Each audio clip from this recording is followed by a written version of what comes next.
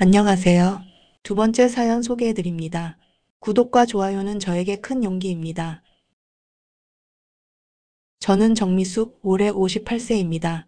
17년 전 저는 한국에서 모든 걸 버리고 혼자 호주로 왔습니다. 학생 비자로요. 그때 나이 41였습니다. 왜 도망쳤냐고요? 남편 때문이었어요. 20년을 참고 살았습니다. 남편은 결혼 초부터 아이를 간절히 원했습니다. 하지만 결혼 7년 차에 어렵게 가진 첫 아이는 6개월 만에 유산됐고 그 후로는 더 이상 아이가 생기지 않았습니다. 시험관 시술을 2번이나 시도했지만 모두 실패였습니다.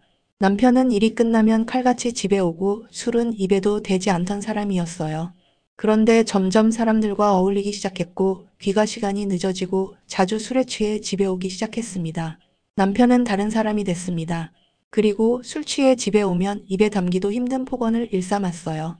너 같은 게 무슨 애를 낳겠어? 집구석 말아먹으려나? 라고요. 욕이 날아오고 손찌검이 이어졌습니다. 그러던 어느 날 새벽밤 늦게까지 잠을 잘 수가 없어서 식탁 의자에 앉아 있는데 자다가 물 마시러 나온 남편이 마시던 물컵을 벽에 던졌는데 그 파편이 제 다리에 꽂혀 피가 나기 시작했어요. 너무 놀라고 무서웠는데 제 걱정은커녕 이렇게 말했어요.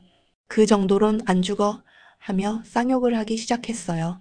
지옥이 따로 없었어요. 가까스로 다리를 수건으로 싸매고 응급실에 갔죠. 꼬매야 할 정도로 상처가 컸어요. 눈물이 멈추질 않았어요. 그 후 회사에 더 이상 못 다니겠다며 그동안 한 푼 두 푼 조금씩 모아둔 돈으로 작은 치킨집을 차렸어요. 저는 계속 회사에 다니기로 했죠. 장사라곤 해본 적도 없고 말수도 별로 없는 편이라 장사가 그렇게 잘 되진 않았어요. 남편은 술에 취해 이게 다 제 탓이라며 저를 원망하기 시작했죠. 더 이상 참기 힘들어 친정에 그동안 있었던 얘기를 했지만 부모님은 어쩌겠니? 이게 다 내 탓인데 참고 살아야지.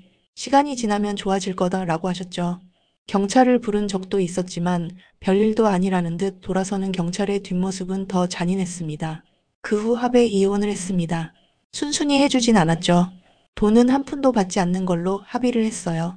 그동안 비상시에 쓰려고 남편 몰래 한 푼 두 푼 모아둔 1,000만 원이 제가 가진 돈 전부였어요. 타고 다니던 차를 팔아 약간의 돈을 챙기고 결혼 반지며 팔 수 있는 건 다 팔았어요. 호주에 이민을 결심했죠. 아무도 모르는 곳에 가서 새 삶을 시작해보기로요. 오래전부터 호주에 가고 싶다고 생각만 하고 있다가 실행에 옮긴 거죠. 무모하기도 하고 대담하기도 한 자신의 스스로도 조금 놀랬어요. 호주의 작은 어학원에 등록했고 그 학원에서 소개해준 호주 현지 가정집에 하숙 예약을 했습니다. 오랫동안 격리직으로 일했던 회사를 그만두고 약간의 퇴직금도 받았습니다. 그동안 고생했다며 사장님이 챙겨주셨죠.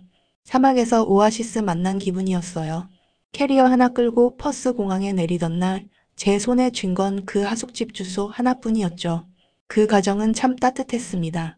제 또래 부부와 그들의 반려견, 조용하고 소박한 집에서 제 호주 생활은 시작됐어요. 식사 때마다 이건 여기서 유명한 생선튀김이야. 한번 먹어봐라며 함께 나눠준 음식. 밤에 제가 불안해할 때 살짝 건넸던 따뜻한 차 한 잔. 그들의 온정이 아니었다면 저는 아마 첫 달을 버티지 못했을 겁니다. 3개월 후 하숙 계약이 끝나고 저는 같은 어학원에 다니던 한국인 여성 선희 씨와 함께 집을 구해 살게 됐습니다. 선희 씨는 저보다 5살 어렸고 나이 들어 호주에 공부하러 온 비슷한 처지라 서로 금방 친해졌어요. 그때부터는 같이 싼 샌드위치를 나눠 먹으며 생활비를 아꼈고 무거운 짐도 함께 들어주며 그래도 우리 같이 살자는 마음으로 서로를 위로했습니다. 학교 생활 첫날부터 충격이었습니다. 수업 중에도 선생님이 말하는 걸 못 알아들어 허둥대고 결국 수업 중간에 눈물이 핑 돌아나간 적도 있었습니다. 나 같은 게 뭘 하겠다고 라며 자책하는 마음이 들었어요. 하지만 그래도 열심히 해보자 각오를 다졌죠.